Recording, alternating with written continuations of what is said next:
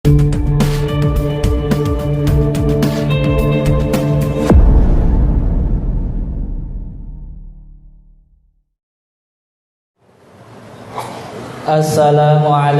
warahmatullahi wabarakatuh.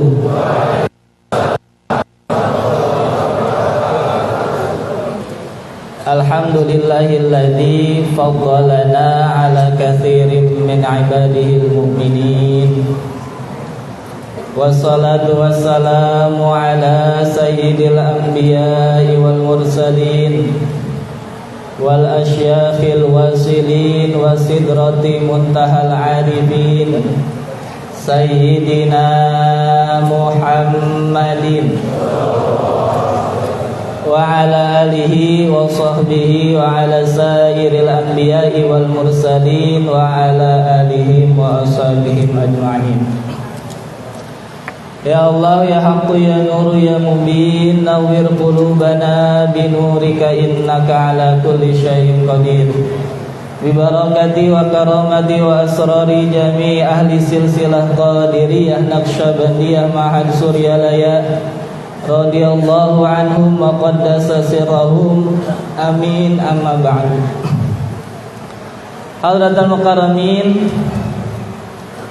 yang mulia para masyayikh ahli silsilah thariqah qadiriyah naqsyabandiyah pondok pesantren Suryalaya, bil khusus hadratus syekhina wa mursyidina sultan auliya fi hadzal zaman as-sayyid asy-syekh Muhammad Abdul Ghaus Saifullah Maslul qaddasallahu sirrah. Semoga kita semua yang hadir pada pagi hari ini beserta seluruh penduduk bumi mendapatkan limpahan barokah dan karamah dari beliau sehingga bisa mengamalkan amaliyah TKN Pondok Pesantren dengan istiqomah. Al-Fatihah.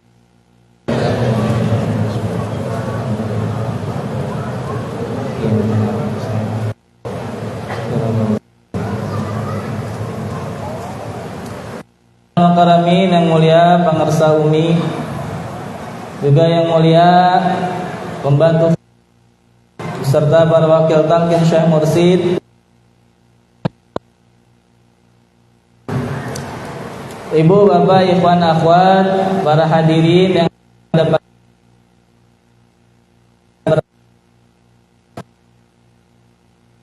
pada kita melalui kitab beliau Fadailus Syuhur li Talibi Ridha Rabbil Ghafur. Bismillahirrahmanirrahim. Qala syekhuna al-arif billah al-wasil ilallah as-sayyid asy-syekh Muhammad Abdul Ghaus Saifullah Maslul qaddasallahu sirrah. Wa ammal ha'u fi hadza syahri al-hijratu wal hijratu hiya tarkul watanil ladzi bainal kuffari wal intiqal ila salami wal muradu bil hijrati huna al hijratu ila Allah ta'ala wala al hijratu illa biqat'il masafah wala tuqta'ul masafah illa bis safar was safaru wa'un safarul badani bil aqdami wa safarul qulubi bi dzikrillahi 'ala dawami au qala syaikhun. Bapak Ibu ikhwan dan akhwat yang dimuliakan oleh Allah Subhanahu wa taala, pada pagi hari ini kita mendapatkan keberkahan yang luar biasa. Kita bisa duduk mujalasah bersama dengan mursyid. Tadi sudah disampaikan oleh Abah Jagat bahwa guru mursyid ini adalah sumber cahaya. Oleh karenanya kita akan di antaranya terangnya ilmu Allah, di antaranya Hadratus Syekh dengan segala futuh yang dibukakan oleh Allah kepada beliau mengartikan huruf terakhir daripada al-hijrah. Sudah hijrah. Syaikhul watanil ladzi bainal kuffar wal intiqal ila darissalam. Hijrah itu adalah pindah dari tempat asal, yang mana tempat asal itu penuh dikelilingi oleh orang-orang kafir, dan pindah ila darissalam, ke negeri yang selamat. Ini maksudnya menceritakan hijrahnya Nabi Muhammad, hijrah jasmani, hijrah badan. Nabi dan para sahabat meninggalkan tanah kelahirannya menuju dar. Perhatikan ajaran guru mursyid. Di dalam Al-Quran tidak ada darul Islam, yang ada darus. Oleh karenanya sabda Nabi, la hijrata ba'dal fathi. Hijrah yang seperti itu tadi, hijrah yang seperti Nabi, hijrah raga, hijrah jasmani, hijrah badan, meninggalkan tempat kelahiran ke satu tempat yang dituju, itu sudah tidak wajib lagi ba'dal fathi, setelah Fathu Makkah. Tidak ada syariat Islam kewajiban hijrah setelah Fathu Makkah. Karena apa? Karena masih ada yang hijrah, caranya terjadi ISIS dan lain sebagainya. Nah, dari mana-mana datang ke sana semua. Yang sebagainya. Karena menganggap masih ada kewajiban hijrah mendirikan Darul Islam. Maka yang dimaksud hijrah di sini bukan hijrah jasmani, bukan hijrah badan, bukan hijrah pindah dari tempat ke tempat yang lain. Hijrah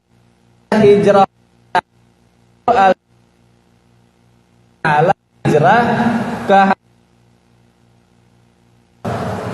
karena sekarang kalau kita mau menyelamatkan diri, hijrah ini tadi disampaikan oleh Abah Jagat, sejarah. Katakanlah orang mau hijrah dari sini ke tempat yang lain, sekarang di mana-mana sama. Mau di kota, mau di desa dan lain sebagainya sama.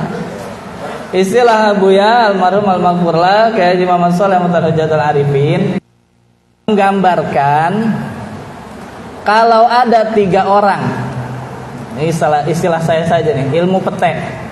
Kalau ada 3 orang, yang satu makan petek, yang 2 kebauan nggak? Wah, siapa sini yang makan petek? Kentut lagi. Kalau ada 3 orang, yang satu makan petek, yang dua makan petek, yang satu. Kalau makan petek, ada yang kebauan nggak? Nggak ada. Begitulah keadaan saat ini. Di desa semua dalam keadaan lupa kepada Allah Subhanahu wa ta'ala. Sama saja. Karena sebab lupa ini sudah menjadi penyakit umum, jadi tidak ada yang tahu, tidak ada yang sadar bahwa dirinya itu sedang lupa kepada. Inilah maka yang dimaksud hijrah di sini, hijrah kepada Allah Ta'ala. Sebagaimana hijrah badan, berpindah dari satu tempat kepada tempat yang lain, itu pula hijrah. Kita mesti pindah dari khali kepada Allah Subhanahu. Oleh karena dikatakan oleh Hadratus Syekh, wala tahsulul hijrah illa biqatil masafah. Hijrah itu tidak akan terjadi, tidak bisa dilakukan kecuali dengan menempuh perjalanan. Di sini saja kemana-mana namanya tidak hijrah. Di rumah seharian. Kalau kata orang Betawi ngejedong. Kalau kata orang Sunda apa? Hah? Cicing. Cicing. Ngejedok bukan lebih dari cicing, ngejedok itu enggak ngapa di situ aja. Nah, cicing ya. Ngerem. Menang baik. Meskipun dibaca petanya, wah ke Bandung dari sini ke arah mana? Bandung. Ke arah mana? Ke timur. Dibaca petanya, dibuka mapnya. Tapi ngejedok aja di situ. Diam aja di situ sampai ke Bandung ya. Kemana-mana. Maksudnya apa? Pun kitabnya dibaca, Qurannya dibaca, tapi tidak melangkah kepada Allah, tidak akan pernah sampai kepada. Masalahnya melangkah kepada Allah kemana? Ke timur, ke utara, ke selatan. Istilah apa? Nyelam ke dasar laut, terbang ke udara. Kemana kita mencari Allah? Wala tahsulul hijrah illa biqatil masafah. Tidak bisa kalau ngejedok, kalau diam saja tidak bisa, harus jalan. Perjalanan itu bermacam-macam. Ada perjalanan badan, ada perjalanan jasmani. Safarul badan bil aqdam. Perjalanan jasmani, perjalanan raga kita bil aqdam, dengan menggunakan kaki. Luar biasanya guru mursyid, perjalanan badan saja, perjalanan jasmani saja diatur. Keluar rumah mesti punya, keluar rumah pakai kaki, masuk rumah pakai kaki. Perjalanan badan diatur sampai segitu. Perjalanan badan dari dunia ke dunia, dari makhluk ke makhluk. Istilahnya yang berangkat ke Mekah sekarang nanti balik lagi. Kalau ketemu Allah tidak mungkin balik lagi. Artinya perjalanan badan ini ada. Itulah yang dia katakan oleh Ibnu Athaillah As-Sakandari, la tarhal minal kaun ilal kaun fatakunu kahimari roha. Janganlah engkau ini berjalan hanya melalui perjalanan jasmani saja, dari makhluk ke fatakunu kahimari roha. Kalau begitu seperti keledai. Kalau orang Betawi komedi puter, tahu komedi puter? Naiknya di situ, turunnya juga.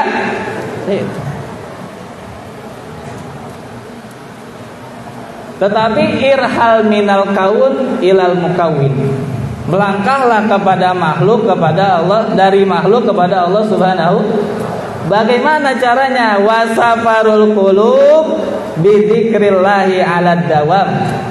Kalau kamu ingin melangkah menuju Allah, tidak pakai kaki, jangan pakai kaki, tapi dengan hati. Bagaimana caranya? Bidzikrillahi 'alad dawam, dengan senantiasa berzikir, ingat kepada Allah terus menerus. Alhamdulillah, ini langkahnya, langkah hati. Ketika kita ingat, diingat oleh Allah. Idza dzakaral qalbu tara ila madhkuri. Di mana hati ingat, langsung sampai kepada yang diingat. Kalau ingat Allah sampai kepada, kalau ingat istrinya sampai kepada, kalau hutang disebut hutang pada cengat-cengit. Inilah perjalanan hati adalah dengan di awal langkahnya adalah dengan talqin. Berarti orang yang belum talqin, belum kemana? Masih ngejedok. Ngejedok di mana? Di dunia, belum sampai akhirat. Tadi disampaikan tadi. Oleh karenanya konkret, sebetulnya huruf H ini rangkuman daripada semua huruf yang ada di bulan Dzulqa'dah ini. Rangkuman hijrah dari huruf Dzal itu disebutkan. Contoh-contohnya satu saja. Huruf lam, lahwun. Lahwun apa itu? Lahwun artinya main-main, senda gurau. Bukti orang yang sudah talqin dzikir pasti dia sedang melakukan perjalanan hijrah. Sudah melakukan perjalanan hijrah. Kalau orang sudah melangkah pasti tadi. Kalau diem saja di rumah biar dibaca mapnya, cicing baik. Kalau ayam ngerem di kandang. Lahwun, senda gurau. Allah firmankan masalah lahwun itu, wa mal hayatud dunya illa laibun. Dunia itu adalah permainan dan senda. Wa masumiyatid dunya illa lidunuwiha wa danaatiha. Disebut dunia karena sebab satu dunu. Apa dunu itu? Dekat. Dekat dengan apa? Dekat dengan kita mau minum, mana minuman yang paling lezat? Ada nggak minum? Enggak, ini nanya aja. Minum mana yang paling mantap? Enggak, ini hanya itu saja. Enggak. Bercanda. Enggak bercanda. Makanan, mana makanan yang paling jelas, konkret kalau kata orang sekarang. Sedangkan akhirat bagi yang belum ketemu Syekh Mursid, innahum yarawnahu ba'ida wa narahu qariba. Dunia disebut dekat karena dekat dengan syahwat, segala sesuatu keinginannya konkret. Akhirat kalau belum ketemu Syekh Mursid, di akhirat ada apa saja? Ada apa saja? Tajri min tahtihal anhar, ada sungai-sungai. Sungainya dari apa? Ada yang air tawar, ada yang susu, ada yang arak, madu, macam-macam. Ada di Al-Quran. Di depan kita ada nggak sekarang? Wah, jauh. Kata orang yang mursid. Wah, makanya daripada ngurusin akhirat yang tidak jelas, yang jelas saja. Ada yang konkret saja. Belum ketemu Syekh Mursid. Jauh akhirat itu. Syafaat Nabi, nanti. Surga nanti. Makanya mudah-mudah karena belum jelas. Maka orang yang berlandasan kepada logika saja mending milih yang konkret daripada yang tidak jelas. Kalau orang tidak punya iman. Wa danaatiha, dunia itu disebut dunia karena danaah. Apa dana itu? Rendah, tidak ada nilainya. Lau anna dunya tusawi indallahi janaha ba'udatin lama saqal kafiru jur'atan. Kalau dunia ada nilainya di hadapan Allah, orang kafir yang tidak beriman kepada Allah tidak akan dikasih air di dunia ini walaupun setetes. Kalau dunia ada nilainya. Kenyataannya, bahkan tidak beriman lebih sejahtera daripada yang beriman secara lahiriah. Artinya tidak ada nilainya. Kalau dunia hanya untuk dunia. Tapi wa narahu qariba. Bagi orang yang sudah ketemu Syekh Mursid, akhirat itu dekat, bukan jauh. Tadi dunia ini raga, akhirat itu adalah ruhani kita. Lihat, kullu syai'in laisa fihi dzikrullah fa huwa lahwun wa laibun. Dunia itu adalah senda gurau dan main. Kata Nabi, segala sesuatu yang tidak ada zikirnya berarti main. Berarti apapun itu yang tidak ada zikirnya berarti main. Kalau main-main berarti masih dunia. Jelas main-main, pekerjaan dunia. Kalau ibadah tidak ingat Allah berarti ibadahnya Kalau main-main berarti ibadahnya hanya urusan dunia, jauh akhiratnya. Maka kita hijrah, baik-baik. Datang kepada Syekh Mursyid, talqin kita hijrah. Tadinya tukang main, sekarang serius. Tadinya main-main, sekarang ada bahasa dari almarhum Gus Soleh, Syekh Mursyid itu jidduhu jiddun wa hazluhu jiddun. Guru mursyid kita Abah jiddu jiddun wa hazluhu jiddun. Terusnya sungguh-sungguhnya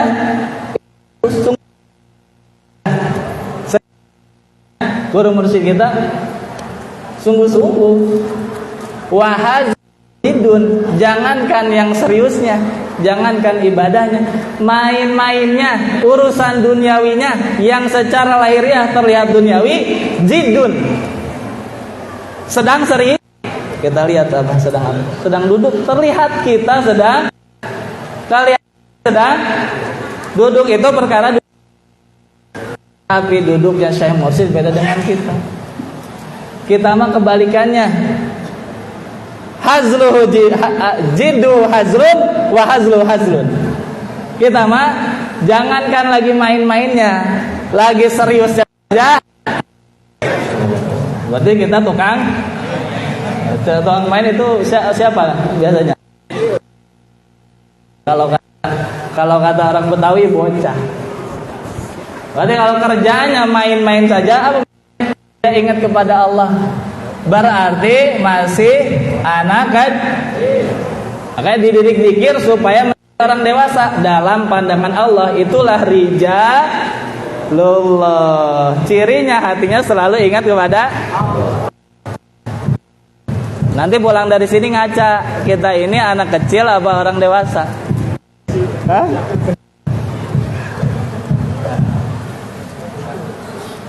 Inilah kita ketemu Syekh Mursyid hijrah tadi. Syekh Mursyid sedang ibadahnya, ibadah serius. Urusan duniawinya saja, makannya, minumnya, dan lain sebagainya, hatinya tetap ingat kepada tidak ada main-main. Kalau kita tadi sebaliknya. Makanya orang yang tidak beriman akan rugi akhirat karena hidupnya hanya main-main, tidak iman kepada Allah. Dalam pandangan kaum Sufi bukan hanya tidak beriman, tetapi tadi siapa saja yang hatinya tidak ingat kepada Allah, dia sama dengan main-main, dia akan rugi di akhirat. Gimana maksudnya? Bukan berarti orang yang ibadah tidak dapat nilai, dapat pahala, dapat surga. Tapi dibandingkan oleh orang yang ibadah, nilai ibadah ini tidak ada ininya, seperti main. Nilai surga dibandingkan kurban, dibandingkan dengan ma'iyah, dibandingkan dengan kita hadrat Allah, surga dan pahala itu nilainya hanya. Lihat Al-Quran memberi contoh. Al-Quran memberi contoh tidak tanggung-tanggung. Dua kisah menggambarkan betapa celakanya, betapa ruginya orang yang hidup dalam keadaan lalai, dalam keadaan main-main. Satu di surah Al-Baqarah, satu lagi di surah Al-Kahfi. Dalam surah Al-Baqarah Allah mengisahkan kisahnya Nabi Uzair. Ayatnya kalau kata cari sendiri. Itu alasan dulu. Pak Al-Qadi marra qaryatin wa hiya khawiyatun ala urushiha yuhyillahu ba'da mautiha fa amatahu Allahu mi'ata amin tsumma ba'atha. Allah mengisahkan kisah Nabi Uzair seperti seseorang yang melewati satu kampung, mana kampung itu sudah luluh lantak, dihancurkan karena sebab peperangan. Dia lihat banyak mayat bergelimpangan, sudah jadi tulang. Nabi Uzair melihat itu, berkata di dalam hatinya, anna yuhyi hadhillahu ba'da. Gimana ya? Bukan ragu, tapi takjub kepada kuasa Allah. Orang yang tinggal tulang bisa dihidupkan. Ketika itu diwafatkan selama 100. Kalau kata orang kita apa? Wafat bangun lagi, mati namanya apa? Sur ada. Ini enggak tanggung, mati surinya 100 tahun. Kira-kira gimana tuh? Kalau ada tetangga kita 100 tahun udah mati, bangun lagi dari kubur. Apa? Kata kita tempatnya ini, qala kam labista. Nabi Uzair ditanya, diwafatkan oleh Allah berapa lama? 100. Ditanya kam labista, berapa lama kamu tinggal di sini dalam keadaan tidak sadar? Qala labistu yauman au ba'da yaum.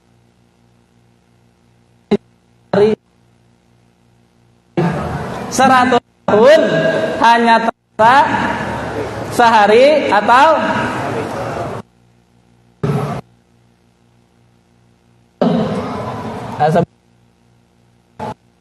bicara jumlahnya, bicara tidurnya.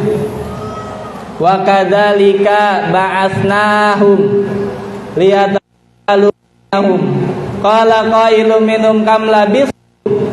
Ashabul Kahfi sesudah ditidurkan oleh Allah.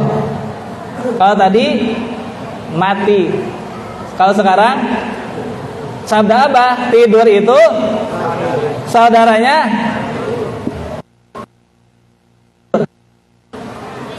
Ketika dibangunkan dari tidur panjangnya, bertanya, berapa lama di sini?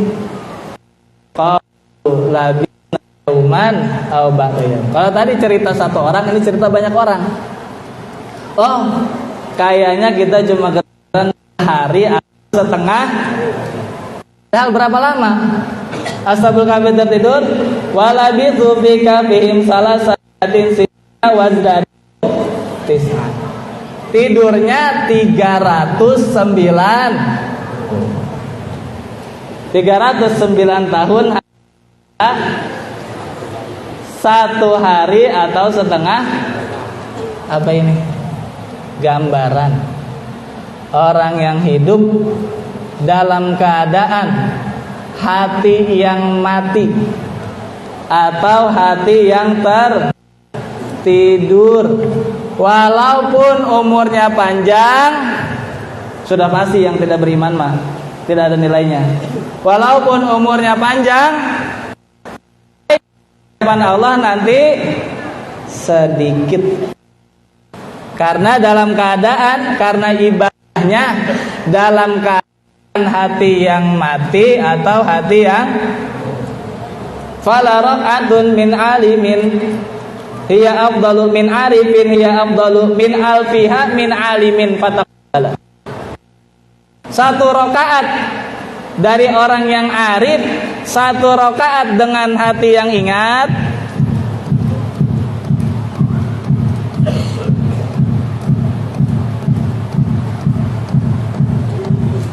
satu rakaat dengan hati yang ingat kepada Allah lebih baik daripada 1000 rakaat dalam keadaan hati lupa kepada. Satu malam punya ini lebih baik daripada 1000. Bukan alhamdulillahilladzi fadana. Olehnya talqin zikir itu menghidupkan, membangunkan yang bukan main. Abah tidak baca Qur'annya, tapi dari Al-Quran. Oleh karenanya sudah kata Syekh Mursyid, jangan dicampur dengan manqabah qadir, jangan dengan main-main, jangan dicampur dengan amalan selain dari diberikan oleh guru. Karena inilah amalan yang benar-benar yang terus ini. Alhamdulillah sudah kita terima. Semoga kita istiqomahkan oleh Allah Subhanahu wa taala, berikan keberkahan untuk kita semua sehingga kita bisa istiqomah mengamalkan dengan yang diberikan kepada kita. Terima kasih. Ajma'in. Assalamualaikum warahmatullahi wabarakatuh.